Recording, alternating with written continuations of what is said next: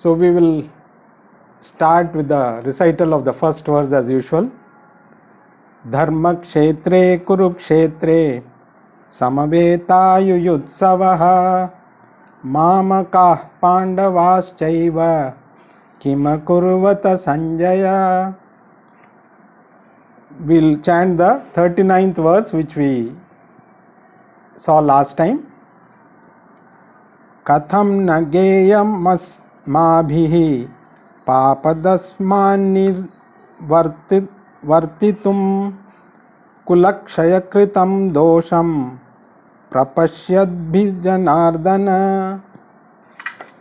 So we had seen up to this verse in the last class. Here Arjuna was going on giving various reasons why he didn't want to fight.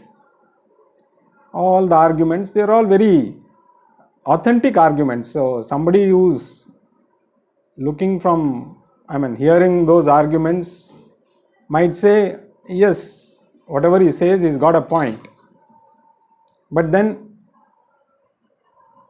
these arguments were made out of delusion, because sorrow, attachment leading to sorrow, and sorrow leading to delusion. So his mind was in a deluded condition. So his thinking was not normal. So that is why he came out with all arguments which he would not have probably made these arguments if he was in his normal self. So let us continue, because he is going to give some more arguments why he didn't want to fight. So we will chant the 40th verse now. Kulakshaye pranashyanti kuladharma sanatanah dharme nashte kulam kritsna adharmo bhavat yuta. So now Arjuna says, proceeding on the same lines, he says, if all the elders in the family are destroyed, then dharma will be destroyed, because dharma is protected by the people who follow dharma. So all the elders, they lay the path for the others to follow. So during the war, if all the elders, if the war happens, most of them are going to get killed. And if they are killed, Arjuna feels that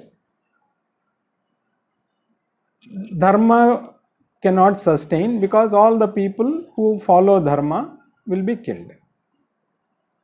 So there will be no role models for the future generations, because dharma is not something which can be like history.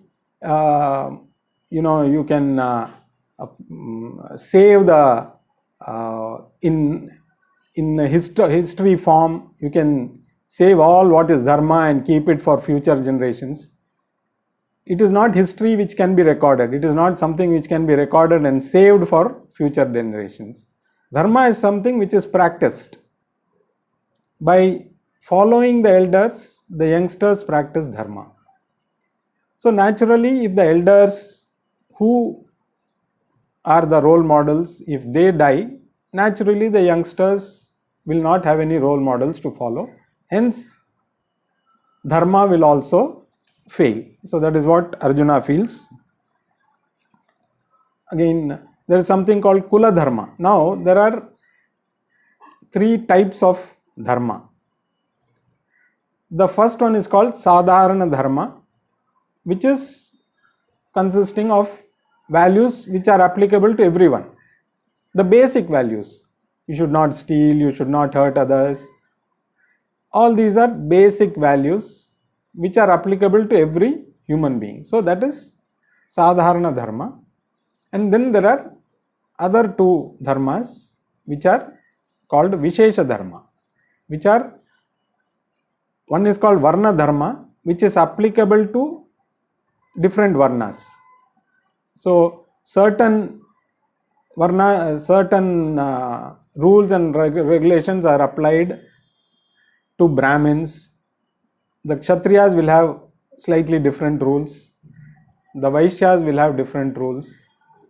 And the Shudras will have different rules. So they are all applicable to that particular Varna. And then you have what is called as Kula Dharma. Kula Dharma is applicable to family. Kulam means one families. So each family will have their own dharma, which may not be applicable to other families. So the Sadharana Dharma is applicable to every being because it is universal values. But the other two are specific. So each one follows Sadharana Dharma along with that according to their wherever they are born, in whatever Varna they are born, in whatever family they are born, they have to follow certain rules applicable to them. So Dharma is all these put together. So when we say Dharma, it consists of Sadharana Dharma as well as Vishesha Dharma. So Kula Dharma is perennial. Kula Dharma, the family traditions follow. So each of us also will have our own family traditions. We have our Kula Devatas. So like this, it is a perennial thing. It flows from one generation to another. So if families are destroyed, so what Arjuna feels is, if families are destroyed, the flow of this dharma will stop. The flow of Kula Dharma will stop. Hence, Adharma will prevail. So that is his argument. Again, he proceeds further, giving more reasons. Adharma bhibhavat Krishna pradushyanti kulastriyaha strishu dushtasu varshneya jayate varna sankaraha. Again, now he brings in further problems related when adharma happens. So he says, when adharma increases, the women in the family will go astray, because women are the ones who actually protect dharma in every society. That's why they say the women are the pillar of the society. So as per our Sanatana Dharma, that is why there is no discrimination at all. In other religions and any other this thing, there are women are treated in a different way. That's their problem. But in Sanatana Dharma, women are the ones who actually uphold dharma. If men go astray, there is no big influence on the society. The society doesn't have much of damage. But if women go astray, the structure of the society, because they are the pillars. So that is what now Arjuna says, if adharma increases, the women will go astray, because the women protect dharma. The women actually dharma is propagated by them, and in turn they are protected by the men. So the duty of the men to protect women, because women protect dharma.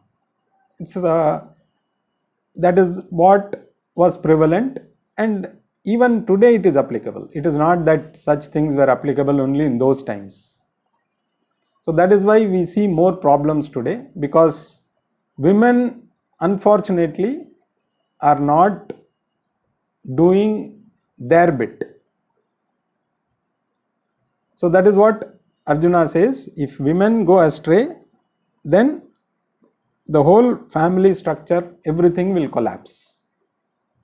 So what is the point in doing something which will lead to all that? So this war will lead only to the destruction of the families. So again, it's a very strong point for not fighting. So if the whole family is destroyed, if the whole family structure is destroyed, then the war is absolutely meaningless. So this is what again Arjuna wants to emphasize. The next verse, Sankaro narakayaiva kulagnanam kulasya cha patanti pitaro hyosham luptapindodakakriyah. Further, he says, in our culture, we do what is the lupta pinda kriya or lupta pinda udaka kriya for our ancestors, like what is called as shraddham. So shraddham is to liberate our ancestors. They might have done a lot of deeds which were not in keeping with their so they might have incurred a lot of papa. So by doing shraddham, we are giving them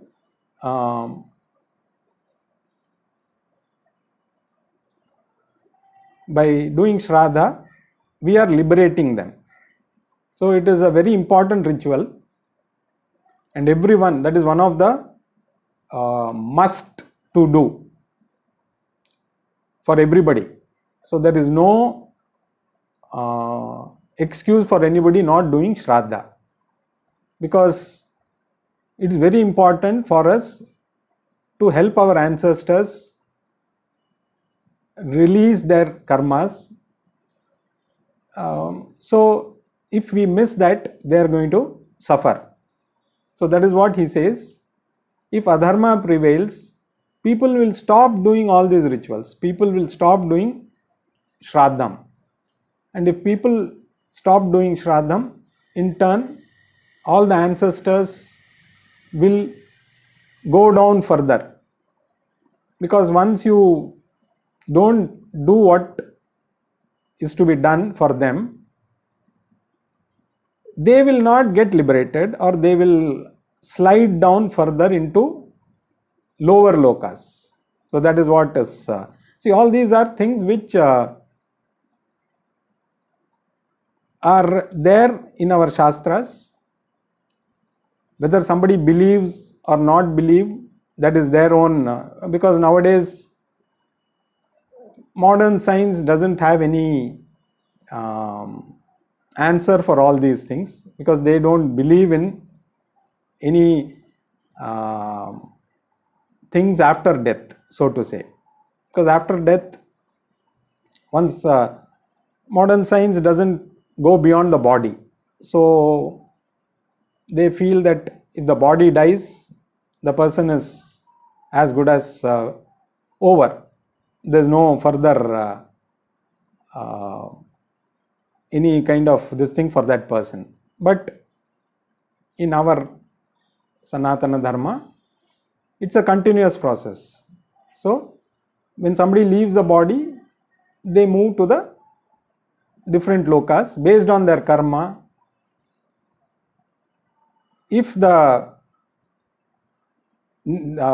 following generations, they do the rituals, it helps the ancestors to overcome and move on to further lokas, better lokas, we can say, and again get some other bodies, and life continues. So whether whoever depending on their karmas, they get bodies which they deserve, we can say, depending on their karmas. So if adharma prevails and people stop doing all these shraddham and other karmas, it is going to affect the ancestors, which in turn will affect the people who are there. So basically it's so whatever we do for the ancestors, in in turn it also benefits you. It benefits your family, it benefits all around you. If you don't do that, not only your ancestors are deprived of what they should get, you are also sliding down further.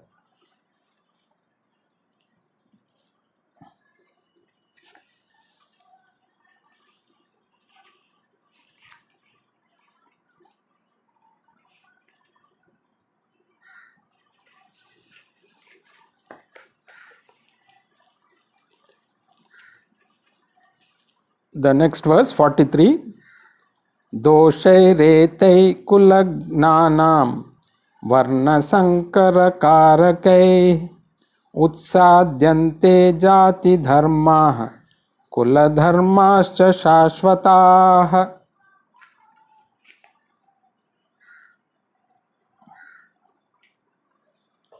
So again he is emphasizing on the same aspect.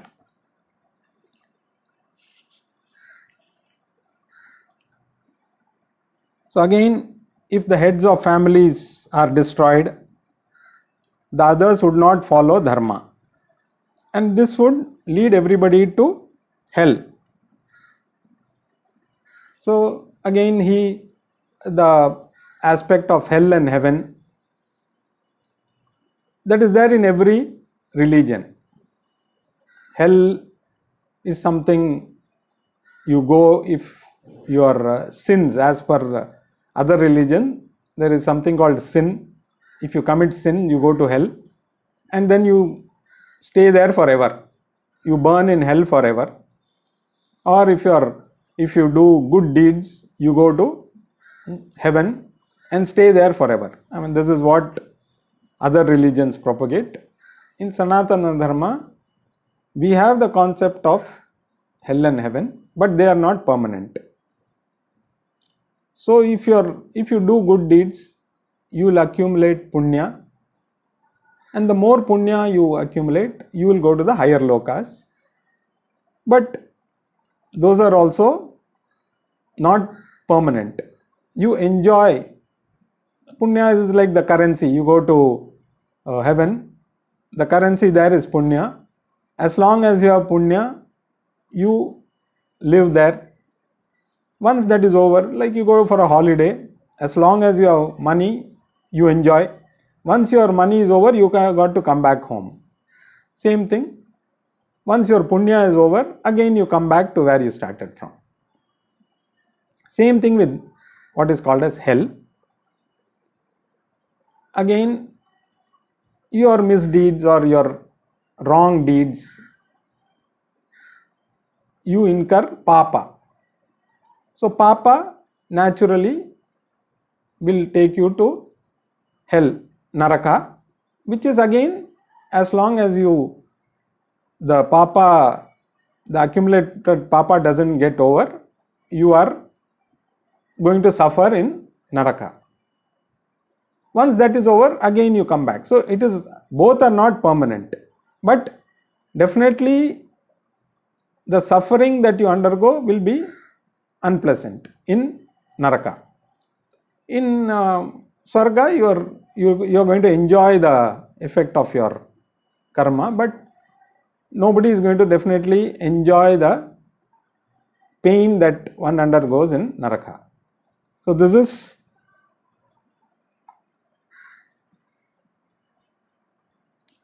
that is what he wants to convey, that once the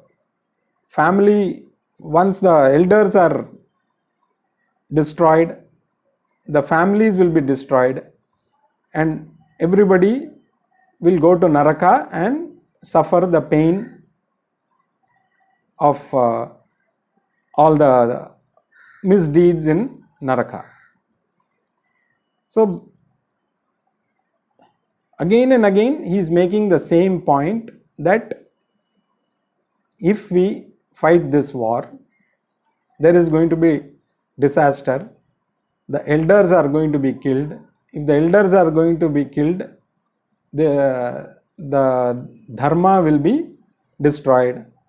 When dharma is destroyed, adharma will prevail, Adharma will lead to destruction of the families, in terms of women going astray, in terms of ancestors not being given their due. So all this will lead everybody to Naraka or hell, where people are going to suffer. So all this is only going to lead to suffering, is what he wants to convey.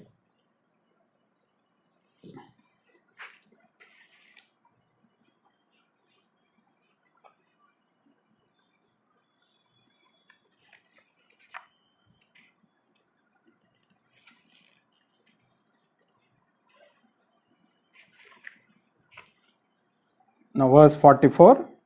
Utsanna kula dharmanam manushyanam janardana narake niyatam vaso bhavatitya nushushuma.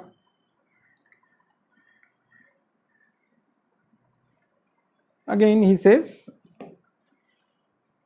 pain is inevitable for those who follow adharma. Same argument. Again, he is emphasizing the same thing in every verse. He is just trying to make his point, because all these are there in Dharma Shastra, many of these rules and regulations, but probably he is not applying them in the right sense. So what he is quoting is there in Dharma Shastra. It is not that it is his own idea that all these things will happen. This is all it's all there in the Dharma Shastras, which quote the effect of not following dharma, what will happen. So all these things are there. So anybody who listens to him would be probably convinced, yes, he has got a point.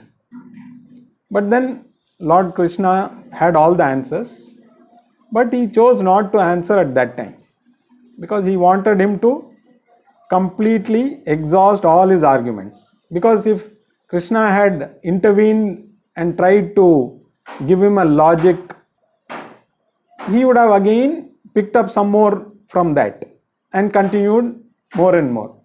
So Krishna, he had the answers to all these rantings of Arjuna, but he preferred to listen and up to the point where Arjuna had no further arguments to present.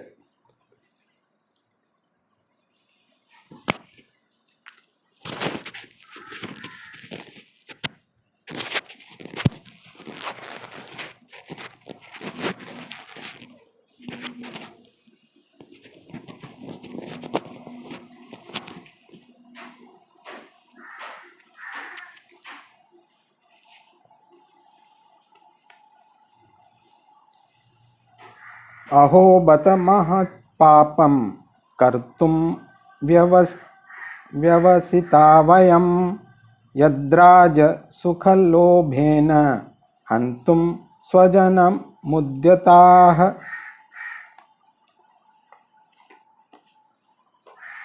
So here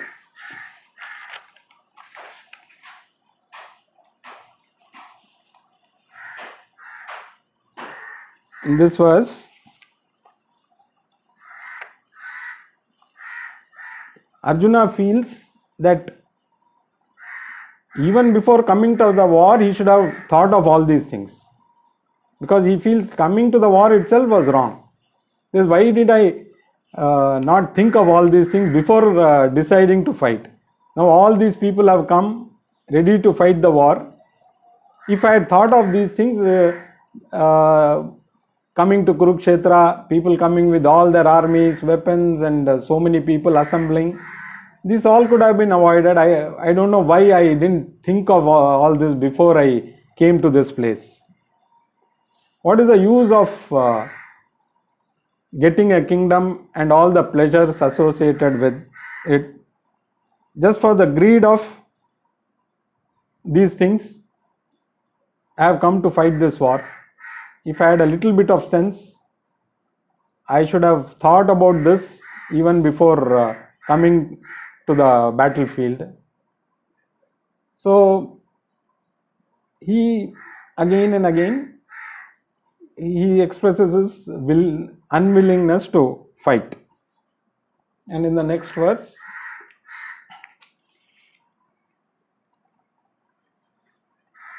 यदि माम प्रतीकारम अस्त्राम शस्त्रपाणयः धार्तराष्ट्रारणे हन्युस्तमे क्षेमतरं भवेत्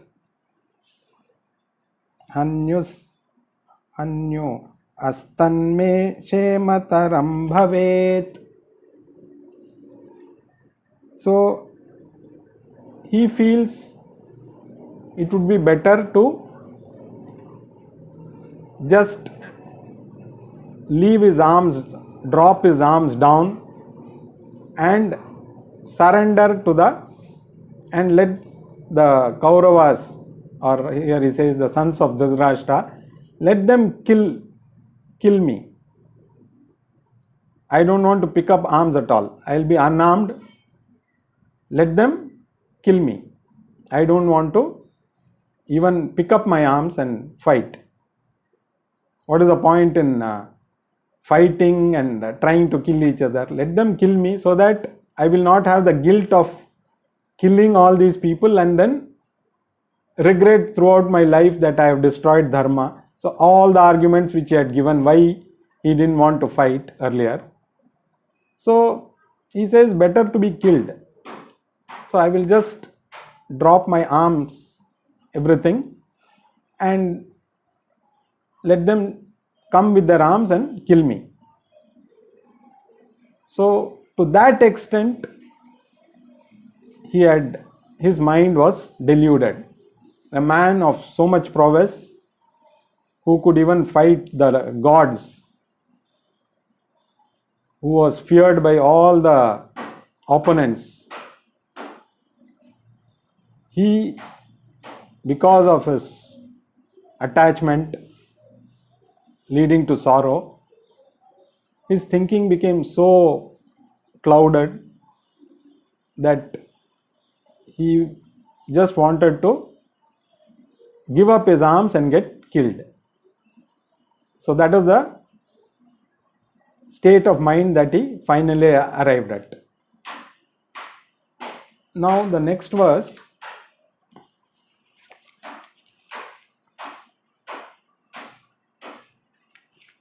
Sanjaya uvacha eva muktvarjuna sankhye rathopastha upavishata visrijya sasharam chapam shokasam vigna manasaha.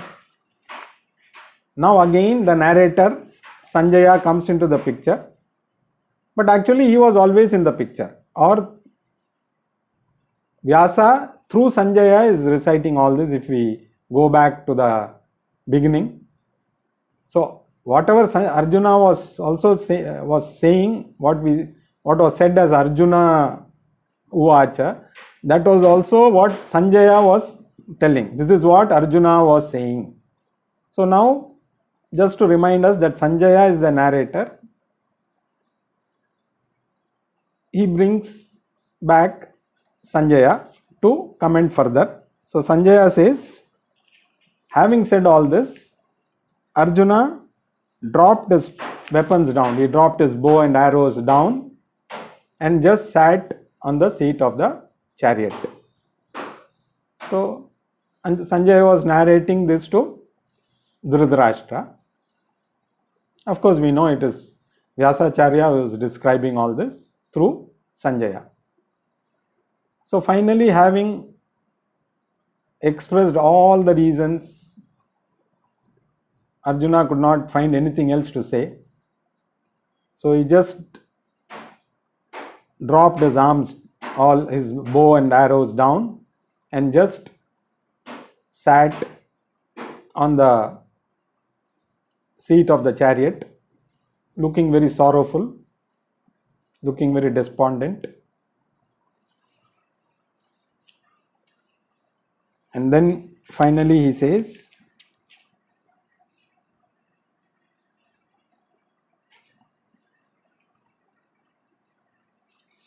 so this is the last verse of the first chapter. So Arjuna has finally exhausted all his reasons why he should not fight, giving very good arguments which would have convinced anybody else, but Lord Krishna knew how to handle him, but he allowed him to continue. So now Arjuna has completed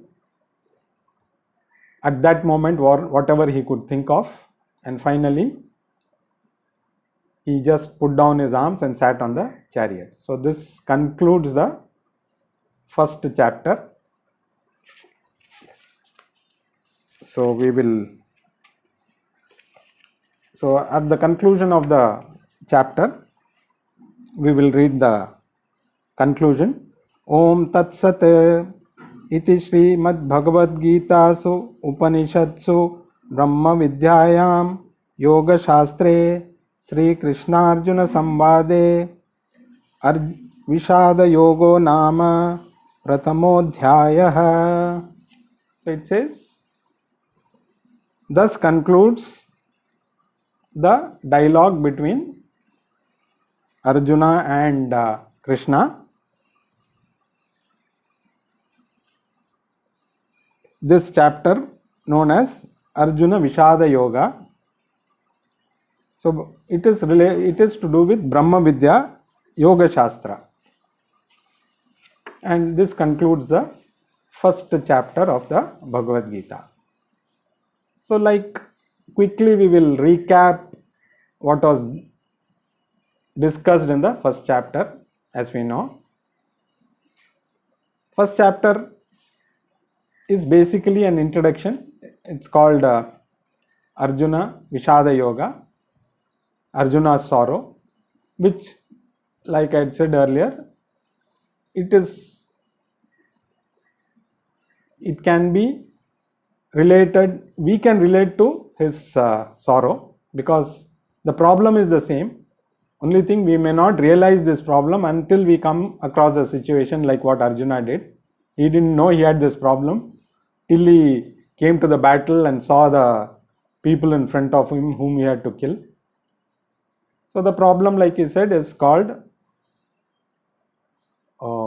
the three diseases. The problem of samsara, which consists of raga, shoka and moha. Raga is attachment, shoka is sorrow, which leads to, basically attachment, which in turn leads to sorrow, which in turn leads to delusion. So we have seen all this going through in Arjuna's case, which we can also relate to.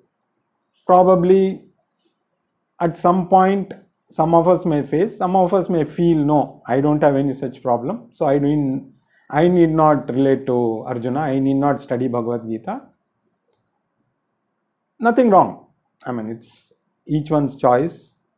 But when the problem comes, we don't know what to do. So if we know what to do before the problem comes, we will be able, not that the problems will go away, but we will be able to handle those problems in a mature way without getting completely depressed and completely getting shattered. So the whole purpose of this chapter is to introduce us to this problem. Arjuna Vishada Yoga is the problem of samsara, which is applicable to everybody. So the first few verses were just to describe the various warriors, the kind of weapons they had, the conches. So all these were described in some detail, just to give a background to the whole story. What kind of warriors were there, which Arjuna had to fight, and he had the capacity to defeat all of them. So that is why it is shown that he was such a great warrior that all the warriors who are described in this first few verses, they were all Maharathis who could handle even 10,000 soldiers at a time. And he was capable of handling them. So, with all that kind of background, he faced this problem. So, in spite of having all these qualities, his courage failed him just because of attachment, nothing else. Not that he looked at and said, oh, these are all better fighters than me, I want to escape. And he laid down, and after he finished, he didn't run away. He didn't drop his arms and he just sat there. So that shows that he had some hope. It is not that he had given up. So he wanted some solace, some words of solace or encouragement from Krishna. Probably he was expecting that. So that is why he did not run away. Otherwise, probably he would have just dropped his arms, and Kurukshetra is not very far from Himalayas. Probably he would have run off and become a sannyasi in the Himalayas. But he didn't do that, because all of us, we also come across this situation when we become desperate. We hope somebody will give us some advice, something which will revive our hopes. So he had come to that point. So he just sat down and hoped that Krishna would give him some solace, some advice, so that he would come out of his sorrow, which Krishna is definitely going to do, which we will see in the next chapter.